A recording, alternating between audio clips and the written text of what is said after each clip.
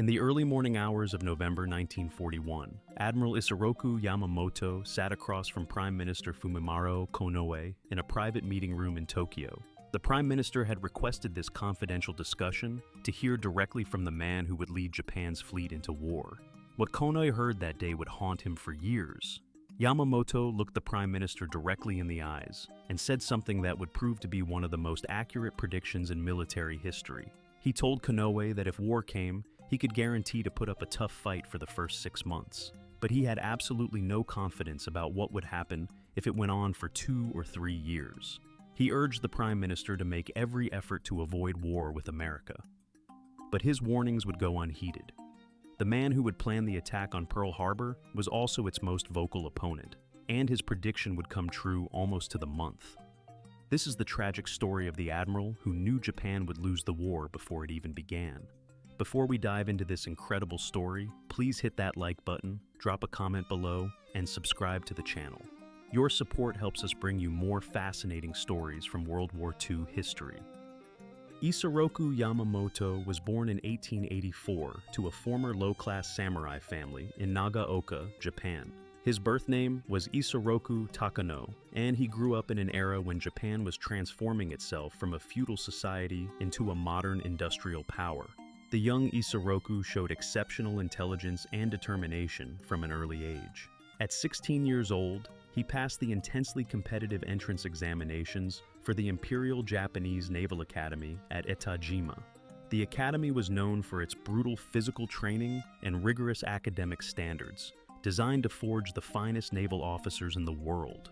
Yamamoto spent 3 years there, enduring harsh conditions and absorbing everything about naval warfare and tactics. After graduation in 1904, Ensign Takano received his first assignment aboard the cruiser Nishin, just as tensions with Russia were reaching a breaking point. The Russo-Japanese War erupted in 1905, and the 21-year-old ensign found himself thrust into one of history's most decisive naval battles.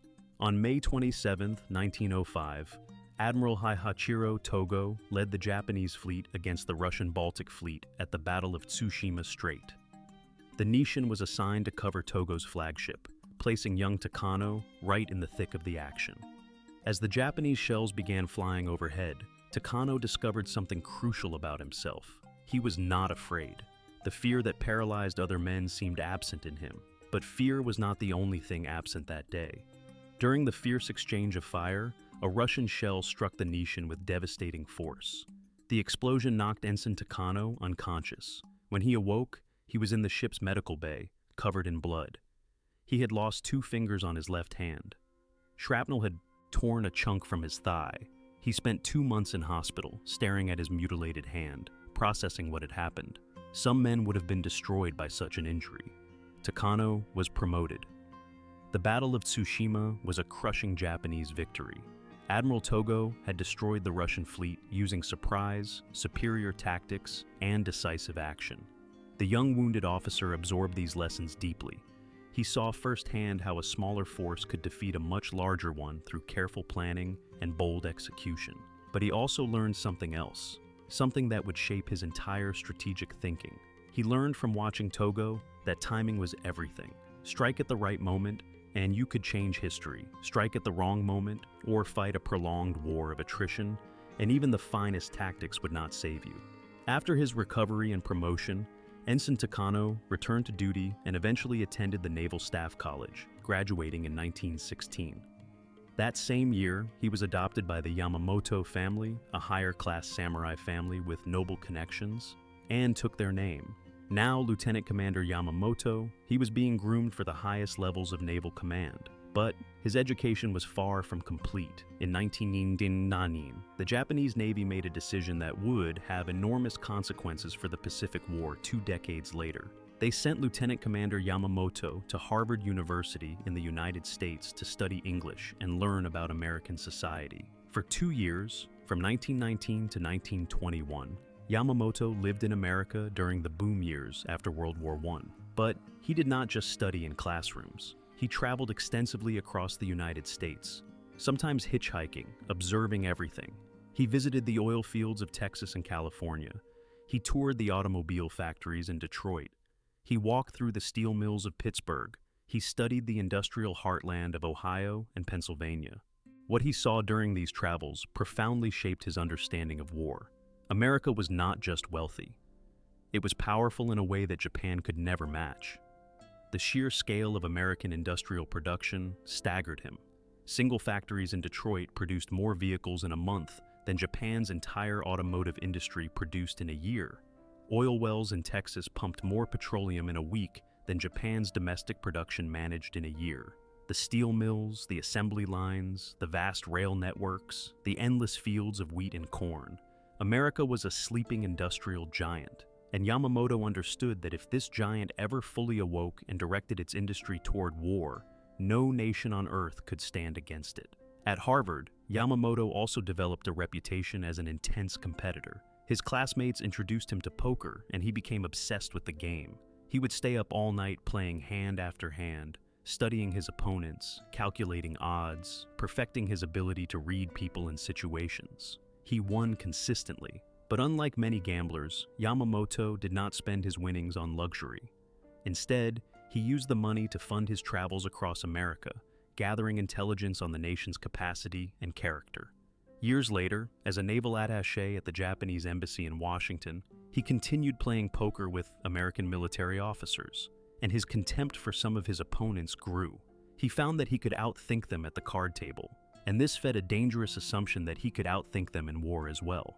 But Yamamoto was not blind to American strengths. He recognized American adaptability, resourcefulness, and industrial might. He understood that Americans might be caught by surprise, but they would not stay surprised. They would learn, adapt, and bring overwhelming force to bear. This knowledge would haunt him for the rest of his life. By the late 1930s, Yamamoto had risen to become a vice admiral and deputy minister of the Navy. He was now one of Japan's most influential naval officers, and he found himself in an increasingly dangerous political position. Japan was spiraling toward war. The military factions that dominated Japanese politics were pushing for expansion. In 1937, Japan invaded China, beginning what would become a brutal 8-year conflict. Then in 1940, Japan signed the Tripartite Pact with Nazi Germany and Fascist Italy, joining the Axis powers. Yamamoto opposed this alliance publicly and vehemently. He believed it was strategic insanity. Aligning with Germany would inevitably draw Japan into conflict with Britain and the United States, nations with far greater resources than Japan possessed. He spoke out against the pact in meetings, in letters, and in conversations with political leaders. His opposition made him enemies, powerful enemies. Young ultranationalist army and naval officers began to speak publicly against Yamamoto. They called him a traitor. They called him weak. Death. Threats arrived regularly. Yamamoto received steady stream of hate mail from Japanese nationalists who wanted war and saw his caution as cowardice. Some threatened to assassinate him. The military police were assigned to guard him, though Yamamoto suspected this was less for his protection and more to keep an eye on him for the army. His reaction to the death threats was characteristic. He wrote that dying for the emperor and nation was the highest hope of a military man, and one man's life or death was a matter of no importance. All that mattered was the empire. To protect him from assassination and to remove him from the political infighting in Tokyo, the Navy made a decision in August 1939. They promoted Yamamoto to full admiral and appointed him commander-in-chief of the combined fleet.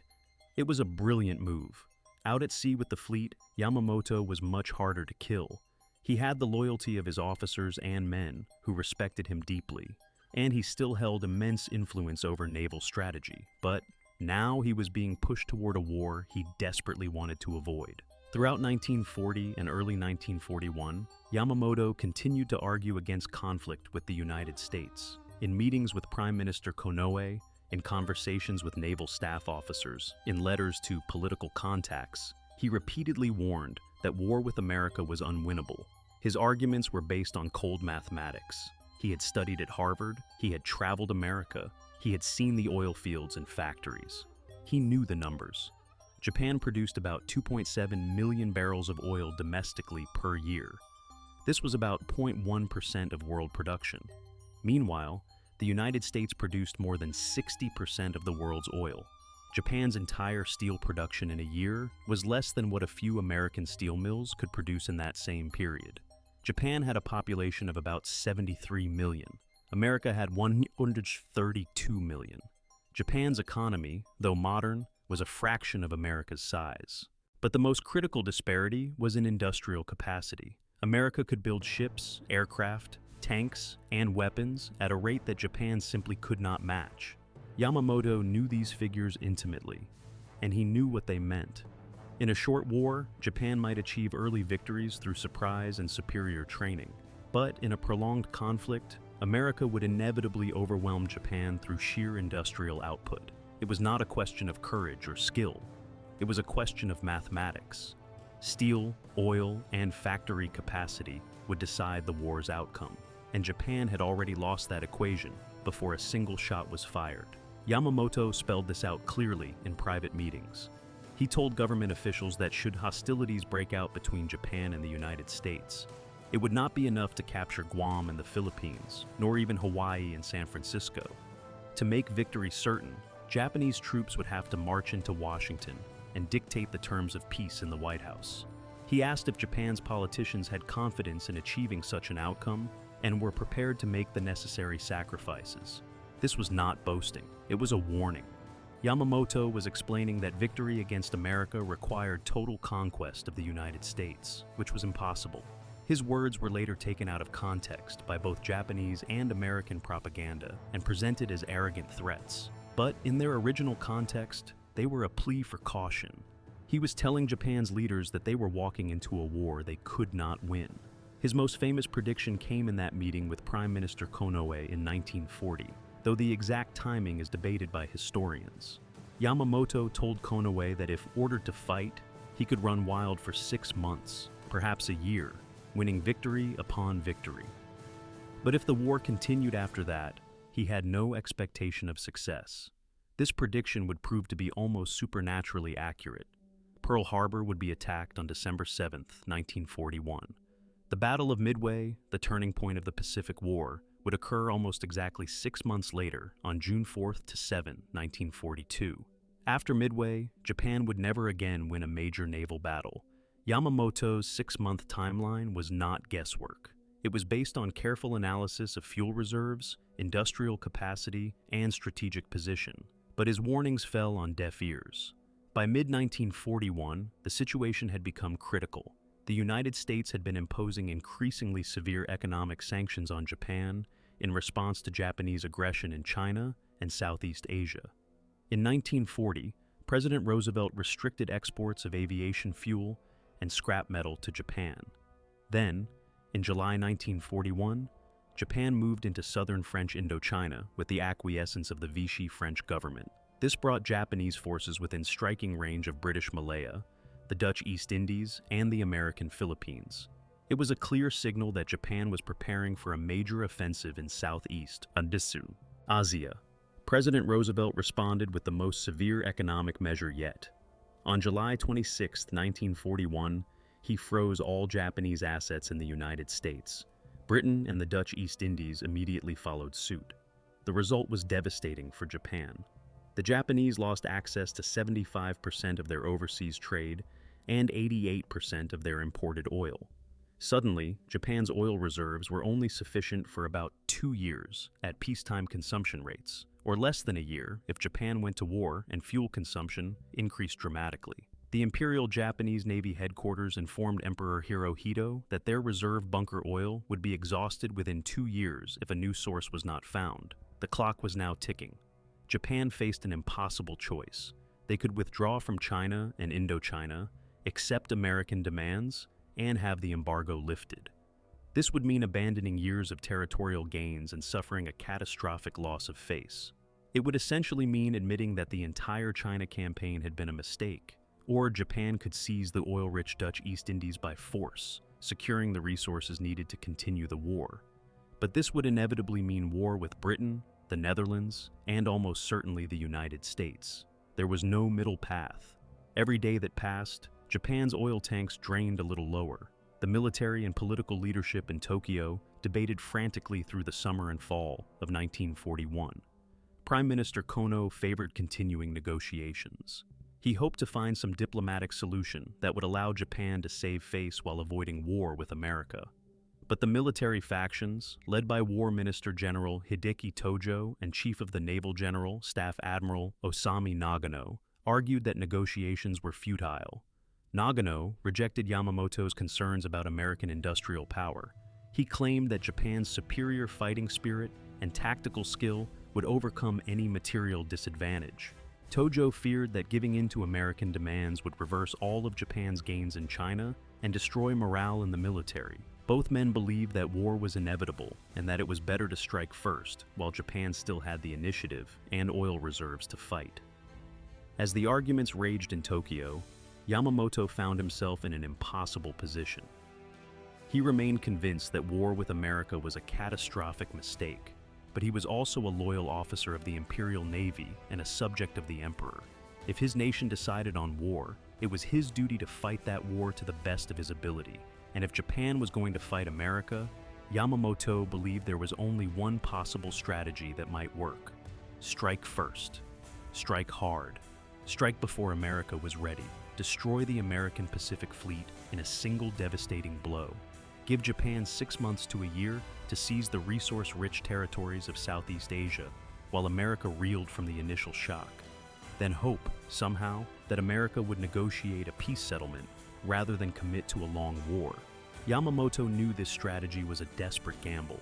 Even in the best-case scenario, it depended on everything going perfectly for Japan and on America making the decision to negotiate rather than fight.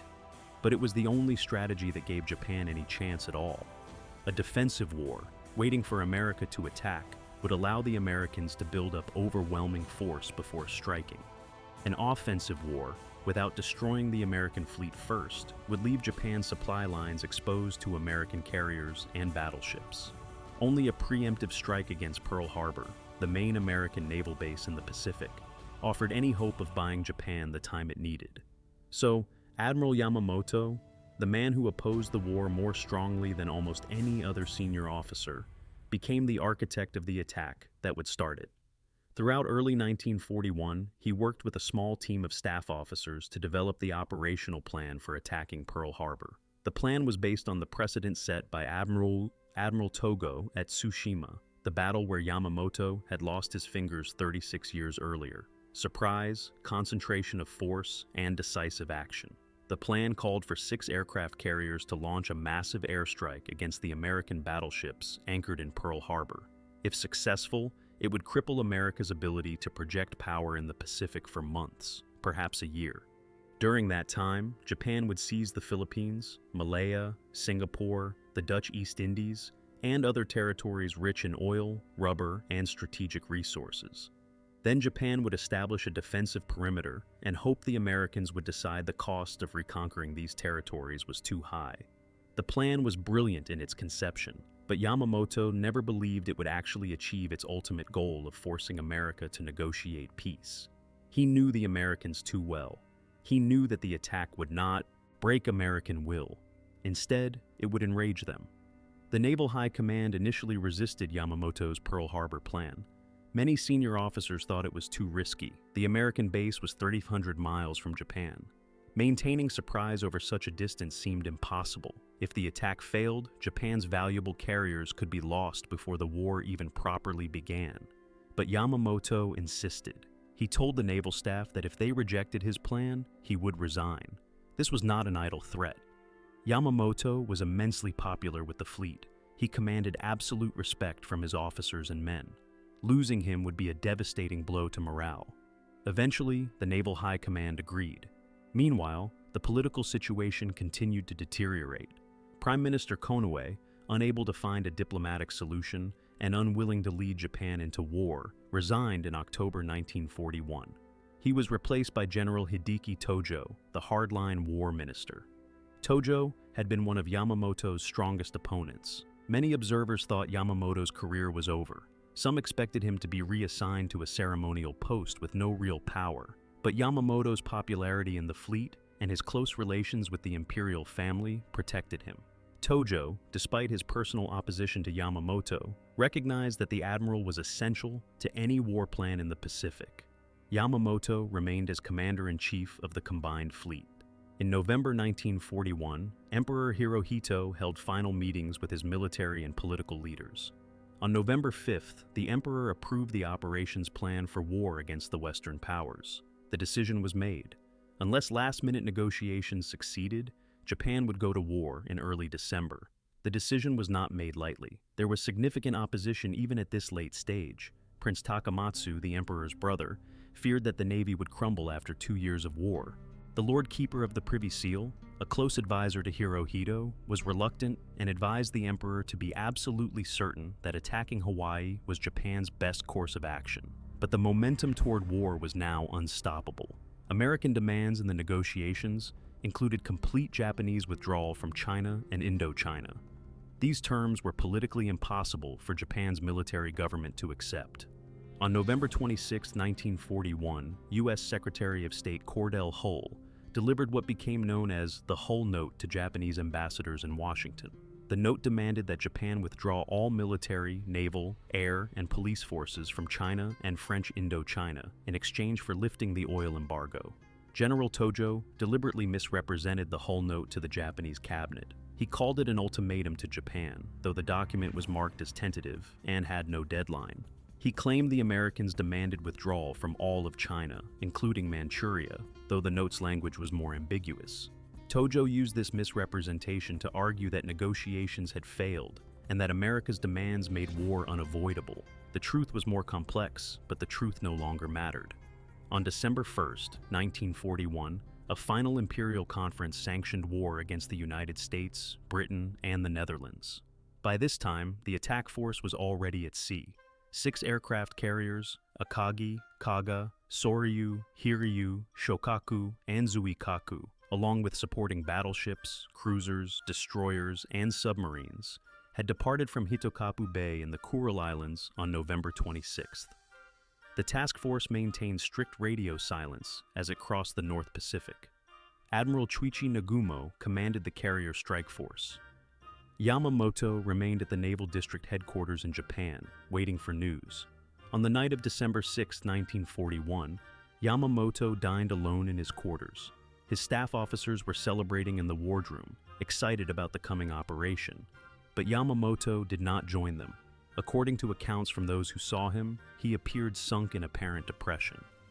At approximately 6 a.m. Hawaiian time on December 7, 1941, the Japanese carriers launched the first wave of 183 aircraft. At 7:48 a.m., the first bombs fell on Pearl Harbor. American sailors were eating breakfast, sleeping in their bunks, or preparing for morning services when the explosions began. The attack was devastating. The battleship Arizona exploded when a bomb penetrated its forward magazine, killing 1,177 men in seconds. The battleship Oklahoma capsized, trapping hundreds of sailors inside. The California, Nevada, and West Virginia sank or settled into the harbor mud. The Maryland, Pennsylvania, and Tennessee were damaged. In total, 8 battleships were sunk or heavily damaged. The Japanese also destroyed 188 American aircraft and killed 2,000 Americans. A second wave of 171 aircraft followed, striking additional targets. The attack lasted less than 2 hours. For the loss of only 29 aircraft, Japan had dealt a stunning blow to American naval power in the Pacific. When the attack force returned to their carriers, the pilots and crews were jubilant. They had achieved complete surprise. The American fleet was crippled. Some pilots urged Admiral Nagumo to launch a third wave to hit the oil storage tanks and ship repair facilities. But Nagumo, concerned about American carrier locations and potential counterattacks, ordered the task force to withdraw. In Japan, news of the attack triggered celebrations. Newspapers printed triumphant headlines. People danced in the streets. The military leadership announced the attack as a glorious victory. But in his quarters at the Naval District headquarters, Admiral Yamamoto was not celebrating. While his staff members rejoiced, Yamamoto spent the day after Pearl Harbor alone and visibly depressed. He knew something his celebrating subordinates did not fully grasp. The attack had failed in its most critical objectives. First, the American aircraft carriers were not at Pearl Harbor. The Enterprise, Lexington, and Saratoga were all at sea on various assignments. they had escaped damage entirely. Yamamoto knew that carriers, not battleships, would decide the Pacific War. The battleships were impressive symbols, but carriers with their air wings were the real weapons of naval warfare. Leaving the American carriers intact was a potentially fatal mistake. Second, the attack had failed to destroy Pearl Harbor's fuel storage tanks and ship repair facilities. These unglamorous targets were actually more important than the battleships. Without fuel and repair capacity, the surviving American ships would have to withdraw thousands of miles back to the American West Coast, giving Japan months of additional time. But these facilities remained intact, meaning Pearl Harbor could still function as a major forward base. Third, and most importantly, the attack had been delivered while the United States and Japan were technically still at peace. The Japanese Foreign Ministry had bungled the timing of delivering the declaration of war. The notification to the American State Department arrived after the attack had already begun. This made Pearl Harbor appear to be an unprovoked sneak attack, exactly the kind of treacherous blow that would enrage American public opinion. Yamamoto, who understood American psychology, knew this was disastrous. On January 9, 1942, Yamamoto wrote to Ogata Taketora, the editor-in-chief of Asahi Shimbun newspaper. In that letter, he said something remarkable. He wrote that a military man can scarcely pride himself on having smitten a sleeping enemy. It is more a matter of shame, simply, for the one smitten. He said he would rather people made their appraisal after seeing what the enemy does, since it is certain that, angered and outraged, the Americans will soon launch a determined counterattack. Yamamoto understood that Pearl Harbor had not been a war-winning blow. It had been a disaster that had awakened and enraged the most powerful industrial nation on Earth, and he knew what was coming. In the weeks and months after Pearl Harbor, Japan achieved stunning victories across the Pacific and Southeast Asia. Japanese forces captured Wake Island, Guam, Hong Kong, Singapore, the Philippines, the Dutch East Indies, and numerous other territories. The Greater East Asia co-prosperity sphere that Japanese planners had envisioned was becoming reality. The oil fields of the Dutch East Indies were now in Japanese hands. The defensive perimeter was being established. For 6 months, just as Yamamoto had predicted, Japan ran wild. American, British, and Dutch forces retreated or surrendered. Japanese pilots and soldiers proved their superior training and tactics again and again. In Tokyo, the government proclaimed that Japan was invincible, destined to dominate Asia. But Yamamoto did not share this optimism. He wrote to a colleague in early 1942 expressing concern about the mindless rejoicing at home. He said it made him fear that the first blow at Tokyo would make the Japanese people wilt on the spot. He understood that the victories were temporary. America was not defeated. America was getting stronger. Even as Japan celebrated, American shipyards were laying down new carriers, battleships, cruisers, and destroyers at a staggering rate. American aircraft factories were producing fighters and bombers by the thousands. American training programs were turning out new pilots and crews. The industrial giant that Yamamoto had seen in Texas and Detroit was fully awake now and building a war machine of unprecedented scale. On April 18, 1942, exactly 4 months after Pearl Harbor, 16 American B-25 bombers launched from the carrier Hornet and bombed Tokyo and other Japanese cities. The raid, led by Lieutenant Colonel James Doolittle, caused minimal physical damage, but its psychological impact was enormous. The Japanese public and military were shocked. Tokyo, the sacred home of the emperor, had been violated. The myth of invincibility was shattered. Japanese leaders demanded action. The raid also confirmed Yamamoto's prediction. The Americans had not negotiated for peace. They had struck back. Now Yamamoto faced intense pressure to achieve another dramatic victory. He proposed an operation to capture Midway Island, a small atoll about 100 miles northwest of Hawaii. Midway was strategically important, but Yamamoto's real goal was to lure the American carriers into a decisive battle. He believed that if Japan could destroy America's remaining carriers, it might still convince the Americans to negotiate. The plan was complex, perhaps too complex. Yamamoto divided his forces to simultaneously attack the Aleutian Islands in Alaska while also striking Midway. This dispersion of strength violated the principle of concentration of force that had made Pearl Harbor successful. But Yamamoto believed the Americans would fall for the feint. Unknown to Yamamoto, American codebreakers had cracked the Japanese naval codes. Station Hypo at Pearl Harbor, led by Commander Joseph Rochefort, had decrypted Japanese communications and learned of the Midway Plan weeks in advance. Admiral Chester Nimttz, the new commander of the U.S. Pacific Fleet, used this intelligence to set a trap. He concentrated his 3 available carriers, Enterprise, Hornet, and Yorktown, northeast of Midway. The Yorktown had been severely damaged at the Battle of the Coral Sea in May and was expected to need months of repairs. But Pearl Harbor's repair crews worked around the clock and got the carrier combat ready in just 72 hours. Nimitz positioned his carriers where they could ambush the Japanese strike force. He violated standard doctrine and took enormous risks, but he knew what the Japanese were planning. Yamamoto did not know the Americans had broken his codes. He did not know the American carriers were already at sea, positioned to strike. He believed he would achieve complete surprise, just as at Pearl Harbor. On June 4, 1942, at approximately 9:20 a.m., the Battle of Midway reached its climactic moment. Japanese carriers Akagi, Kaga, and Soryu had just finished recovering their aircraft from strikes on Midway Island. Their flight decks were crowded with planes being refueled and rearmed. Bombs and torpedoes were scattered on the hangar decks. At that moment, American dive bombers from Enterprise and Yorktown dove out of the sun. The Japanese Combat Air Patrol had been drawn down to sea level, chasing American torpedo bombers, and was out of position. The American dive bombers struck with devastating precision. Bombs penetrated the flight decks of all 3 carriers. The bombs detonated among the fueled and armed aircraft, triggering massive secondary explosions. Within minutes, all 3 carriers were engulfed in flames. A few hours later, American planes also found and fatally damaged the 4th carrier, Hiryu.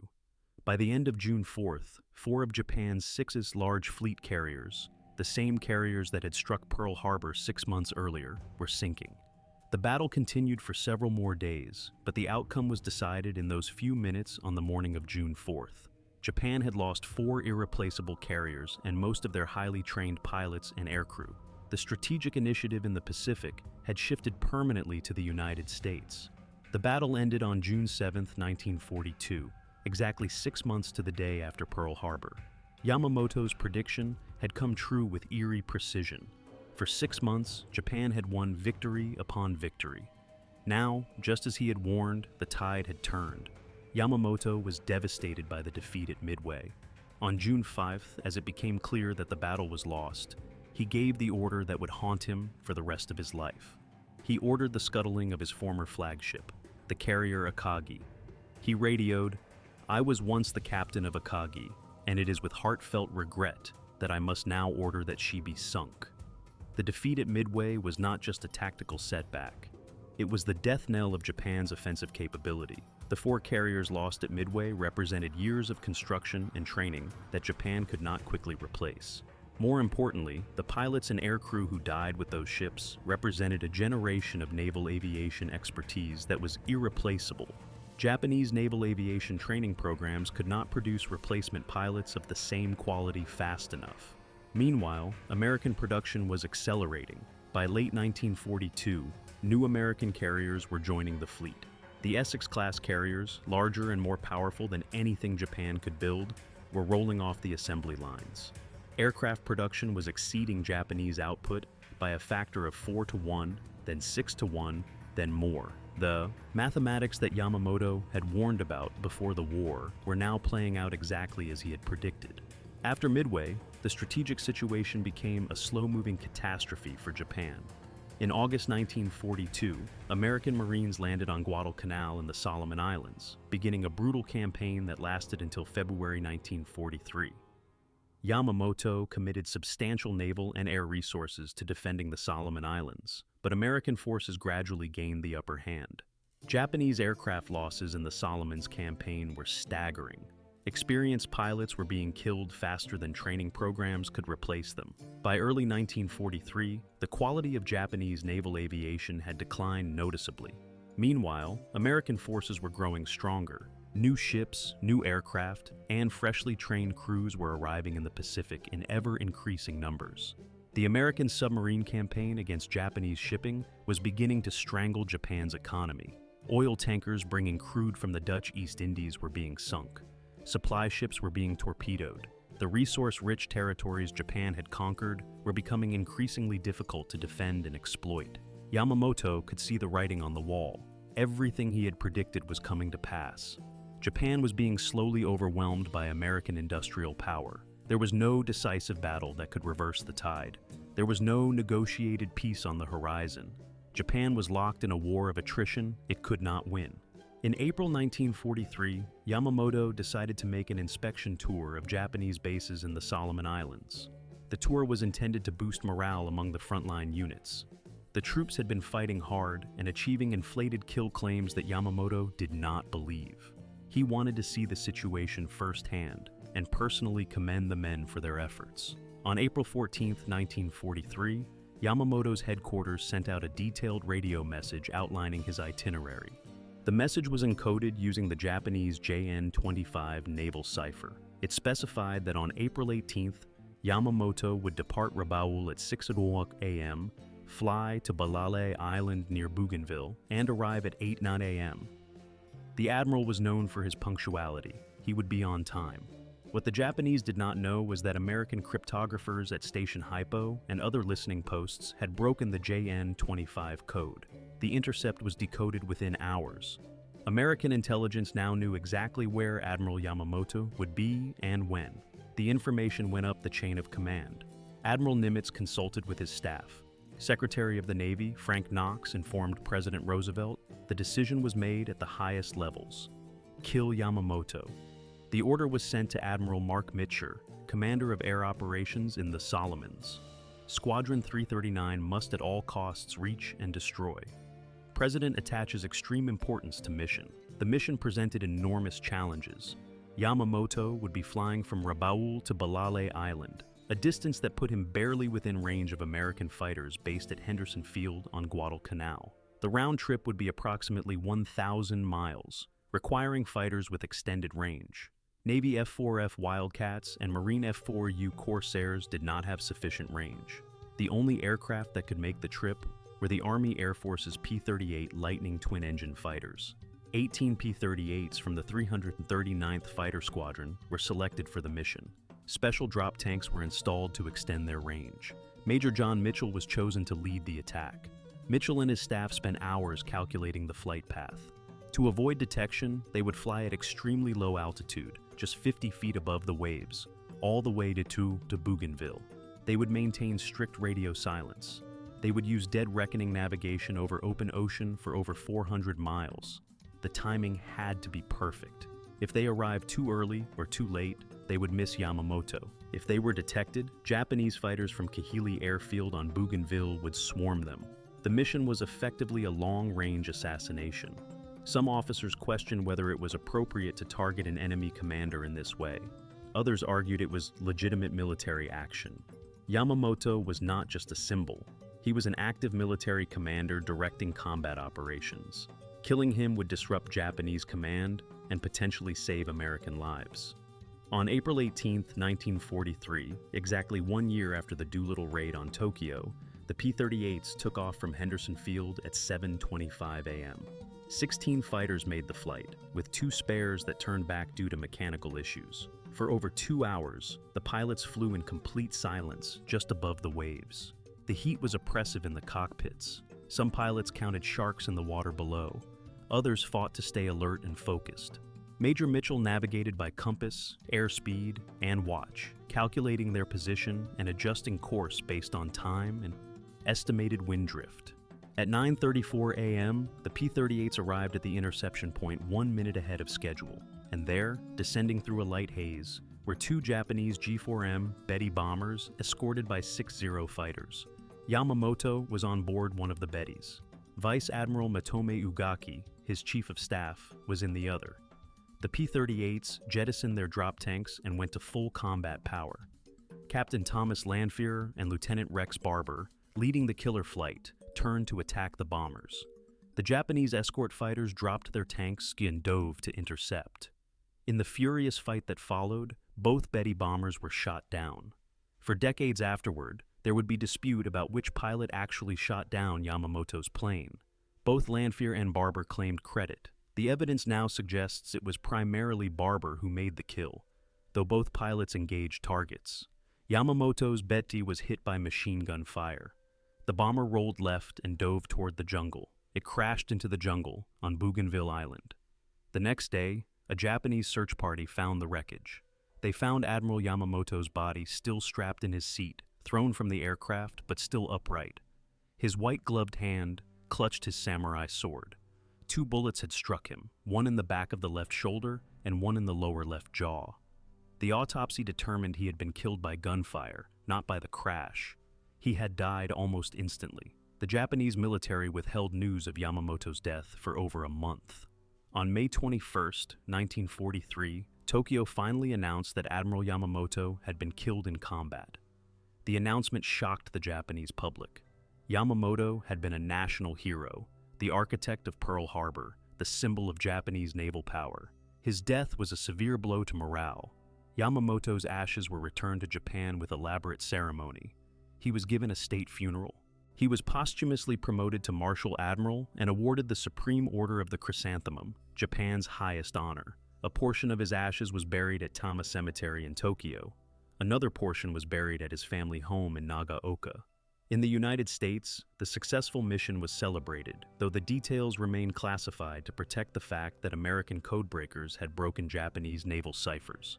Some details leaked to the press in October 1943, causing concern that the intelligence advantage might be compromised. The controversy over who actually shot down Yamamoto would continue for decades, but the strategic impact was clear. Japan had lost its most capable naval commander at a critical time in the war. After Yamamoto's death, the Japanese Navy never achieved another major victory. His successors lacked his strategic vision and his understanding of air power. The campaigns in the Solomons, New Guinea, and the Central Pacific all went badly for Japan. By late 1943, American forces were pushing steadily westward. The defensive perimeter that Yamamoto had fought to establish was crumbling. In June 1904, American forces landed in the Mariana Islands. In October 1904, American forces returned to the Philippines. The Battle of Leyte Gulf in October 1904 destroyed the remnants of Japanese naval power. By early 1945, American bombers were burning Japanese cities. The oil shortage that Yamamoto had warned about before the war was now catastrophic. Japanese ships and aircraft were immobilized for lack of fuel. Training programs could not continue. Industrial production collapsed. On August 6 and August 9, 1945, atomic bombs destroyed Hiroshima and Nagasaki. On August 15th, Emperor Hirohito announced Japan's surrender in a radio broadcast. The war that Admiral Yamamoto had predicted Japan would lose was over. Japan had fought for 3 years and 8 months, but the war had effectively been decided at Midway, 6 months and 7 days after Pearl Harbor. Yamamoto's prediction had been accurate almost to the week. The tragedy of Yamamoto's story is that he was right about everything. He was right that Japan could not win a prolonged war with the United States. He was right that American industrial power would eventually overwhelm Japan. He was right that Pearl Harbor would enrage rather than discourage Americans. He was right that Japan would run wild for 6 months and then face defeat. He saw it all coming with crystal clarity.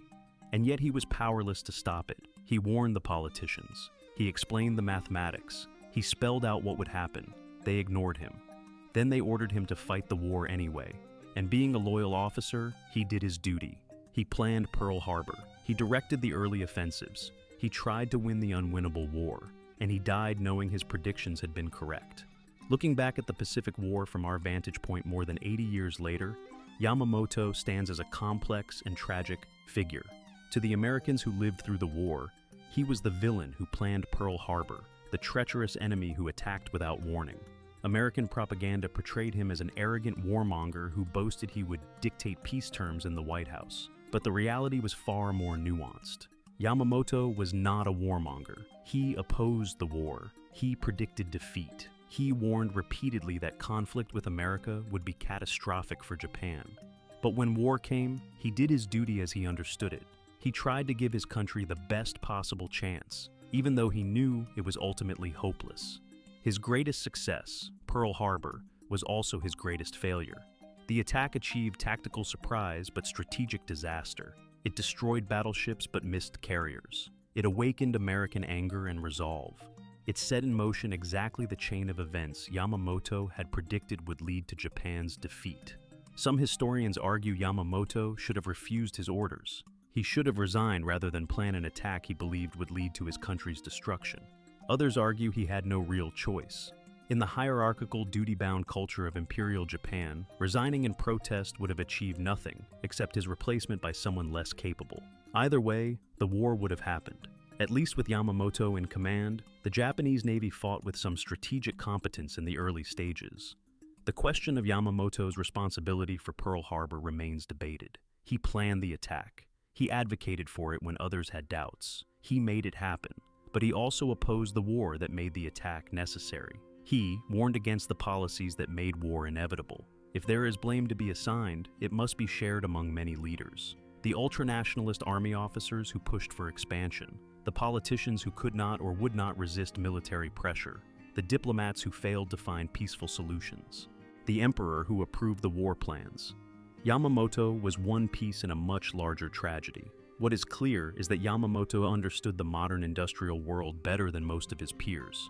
His time in America had given him insights that other Japanese leaders lacked. He understood that steel, oil, and factory capacity would determine the outcome of a Pacific War. He understood that Americans would not be easily discouraged or defeated. He understood the danger of awakening the sleeping giant, and he was right. In the end, the Pacific War unfolded almost exactly as he predicted. 6 months of Japanese victories followed by an inexorable American advance that Japan could not stop. Industrial capacity, resource availability, and strategic depth deciding the conflict's outcome.